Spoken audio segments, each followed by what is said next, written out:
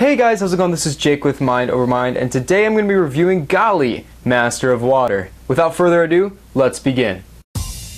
Now before we get into the nitty-gritty details of the set itself, let's go ahead and go over some general information. This set is for ages 7 through 14, it is set number 70786, and it contains 87 pieces. And here Gali is the Master of Water herself, one of the more sharp characters in my opinion visually. I feel like she has a lot of hard lines, hard edges, and it really kind of makes the shape of her character who she is. I really like this set, first of all. That's pretty much the first thing I'm going to say. This is the very first set I decided to get for Generation 2 because it was the very first set I got for Generation 1, and I'm very nostalgic about those things and sentimental, so I was like, you know what, it was the first one I got in 2001, it's going to be the first one I get from 2015. So that's kind of how it played out. I actually got it in Germany when I was over there for a trip, but I really like her a lot, and some of those things that really make her Gali are just some very strong pros, and I'm going to get into those in a little bit. But let's go ahead and go over posability and function. Posability, she has the standard 3 joints in her arms and legs with some shoulder articulation as well. We're going to go over that in a little bit, but with these 3 ball joint system per limb type of thing, you can really add a lot of poses, or there's just a lot of different possibilities you can do. I already showed you a couple poses that I thought of like right off the bat, and it's very easy actually to pose her in kind of whatever stance that you want. I really like her shoulder articulation as well. These things just kind of add flair to her character. You can kind of put them down like this, or up. It just depends on kind of what you're feeling. But you can get some pretty dramatic poses, and the shoulder plates really just emphasize kind of the pose that you go for. So I really like the posability. It's really nice, and that's that for posability pretty much. Now function, basically just like every other toe, you press back on the stock, brain stock, or whatever you want to call it, the eye stock, and which allows the skull spider to attach to the face. Of course, this one is silver, and it is a mask, but it's also a creature itself because of these connector points. You can basically attach 4 different legs onto the mask faceplate itself, and once that wraps around Gali, she is doomed. She is under the skull spider's control. Of course, you can release the skull spider by pressing down on the back of the eye stock, just like the mask, and that falls off like so. Gali also comes with her golden mask. I'm going to bring it up close so you can see a little bit more detail.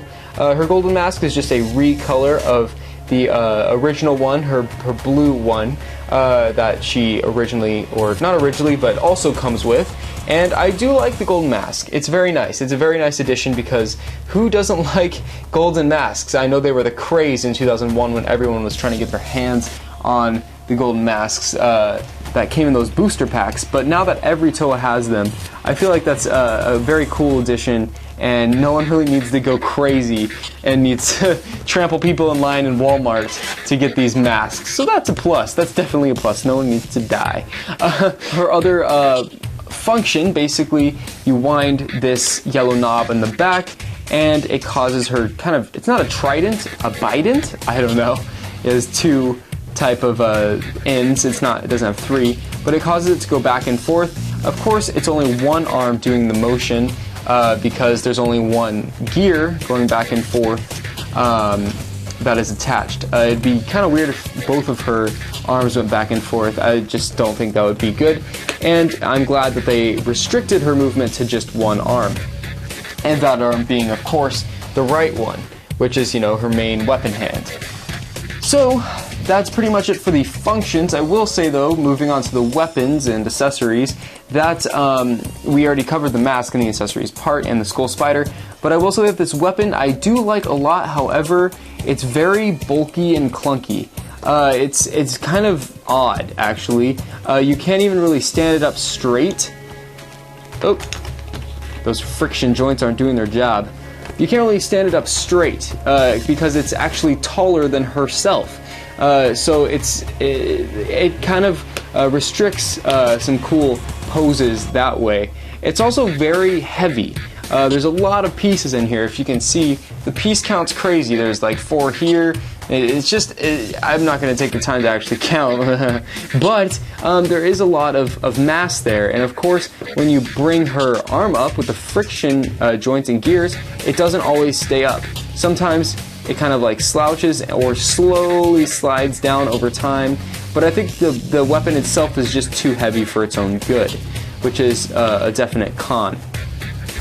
Of course, the weapon can be split apart and can be put into a different kind of form of attack, and we're going to go over that in a little bit, but I do want to go over the chest print before we move too far off the appearance of the set. So the chest print, of course, is a cool addition. There are some elements that are reflective, which is cool for basically all the Toa. They all have these unique chest prints that are kind of just printed right on, except for Onua, his chest print is actually a sticker. But you can see how some of these elements are reflective, and that's much appreciated. So this one, you can see that there are like 3 different ventilation points right here. There's 2 here, 1 there, and it basically is showing that, hey, this thing is a robot, like it's venting air or whatever your imagination can think of. But that's a very cool addition. I do like the chest prints. It just adds more character to each character. So now that we've gone over the majority of the Gali set, let's go ahead and split her weapons apart to its alternate form. And there you have it. You basically split apart her water staff type weapon, and those fins, or they're called shark fins officially, are just now flippers, and they're very cool. You also just flip around the hand, or you can completely take the staff and put it in half and switch the ends, and basically you get a trident. Now that is an actual trident, and I'm very happy with that as well. So I just love how these Toa are really switching it up. They're adding more combinations and various ways to use their weapons.